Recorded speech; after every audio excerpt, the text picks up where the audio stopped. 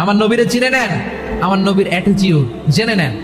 বিষ্ণু ঈসা ইসলাম যখন কোনো জনপদে যেতেন, তিনটা অপশন নিয়ে যেতেন। এক নাম্বার অপশন আসলিম তাসলাম।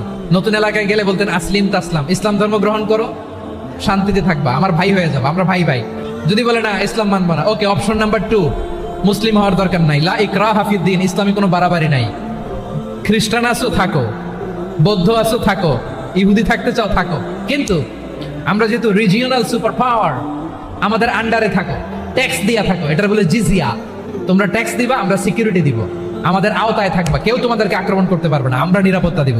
এখন 1 নাম্বারও মানে না, 2 নাম্বারও মানে না, মুসলিম হবো না, ভালো খ্রিস্টান থাকো, ট্যাক্স দাও, আমরা সিকিউরিটি দিব না, এটাও মানি না।